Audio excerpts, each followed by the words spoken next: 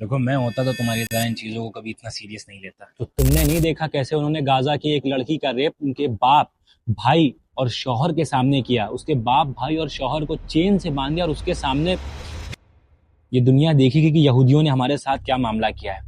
और याद रखना, जिस दिन तुर्की, ईरान, इराक और यहाँ तक के जॉर्डन हमारी मदद को खड़े हो गए ना, और दुनिया भर की आवाम ने हमारे लिए बोलना शुरू कर दिया, तो इसराइल का नामो निशान तक नहीं रहेगा।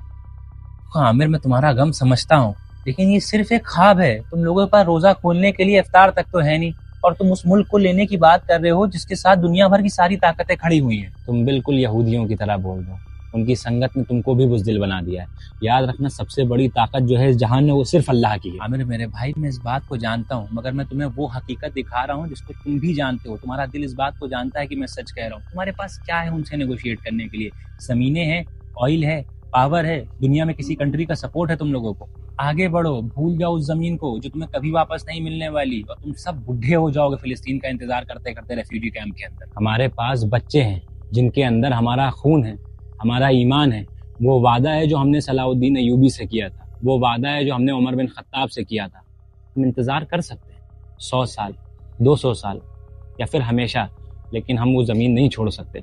शायद हमारी जिंदगी में नहीं, लेकिन वो दिन जरूर आएगा कि हम इन लोगों के लिए सारी दुनिया को जहन्नम बना देंगे। हाँ, तो तुम भी जानते हो, वो जब तुम्हारे ऊपर बॉम्ब गिराते हैं, वो जब तुम्हारे ऊपर इतना जुल्म करते हैं तो कोई कुछ नहीं बोलता, और पलट के तुम अगर उनके ऊपर कोई हमला कर दो तो सारी दुनिया उनके लिए सिंपैथी फील करती है और तुमको जानवर समझती है फिर। हाँ, लेकिन फिर दुनिया देखेगी भी ना कि हमें जानवर बनने पे मजबूर किसने किया है। मेरे तो एक बात समझ नहीं आती, तुम अरब हो, अरबों के लिए और भी जगह है दुनिया में रहने के लिए, और खासकर फिलिस्तीनियों के लिए। तुम कहीं भी चले जाओगे लोग तुम्हें हाथों हाथ लेंगे। तुम क्यों शिफ्ट नहीं हो जाते वहाँ? मुझे तो अब तुम्हारी जबान भी यहूदियों वाली ही जबान लगती है। मेरी एक बात को ना आमिर बहुत गौर से सुनो।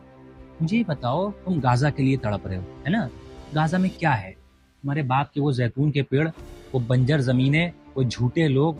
गाजा के अंदर तबाही के अलावा क्या है? अगर तुम यहाँ से शिफ्ट नहीं होते, तुम अपने बच्चों को यही फ्यूचर देना चाहते हो, रेफ्यूजी कैंप वाला? हाँ बिल्कुल, चाहे 100 साल ही क्यों ना लग जाए, मगर हम जीतेंगे। तुम नहीं समझ सकते कि बेघर होने का दर्द क्या होता है।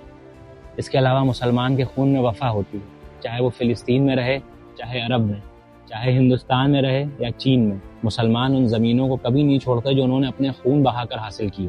मैं तुम्हारे गम को दुनिया में लेकर इस तरह तो नहीं जा सकता जिस तरह तुम्हारे अंदर वो मौजूद है। तुम खुद एक फ़िलिस्तीनी हो। मुझे बताओ कि एक फ़िलिस्तीनी जो है वो सारी दुनिया से क्या चाहता है, वो उम्मत मुस्लिमा से क्या चाहता है, वो इंसानियत पे भरोसा रखने वाले लोगों से क्या चाहता है? अगर हम इसको 2 लाइन में बताना चाहें तो किस तरह से बताएंगे? हम चाहते हैं कि सारे मुस्लिम मुल्क मिल के हमारी जान की हिफाजत करें, मस्जिद अक्सा की हिफाजत करें।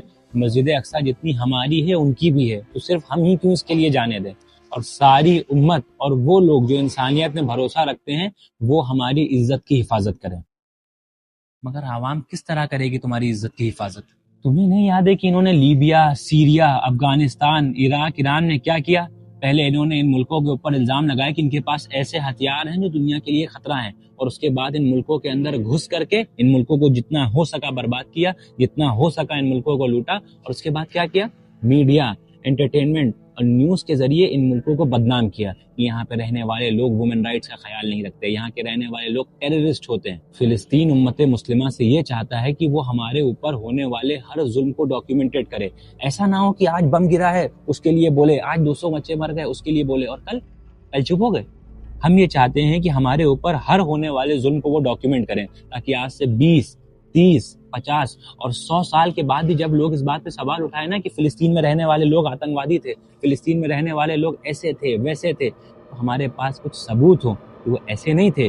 वो थे जिनके ऊपर जुल्म हो रहा था, वो थे जो बस सुकून से रहना चाहते थे, वो थे जो बस इंसान बन के रहना चाहते थे। इंशाअल्लाह हम एक दिन जरूर जीतेंगे।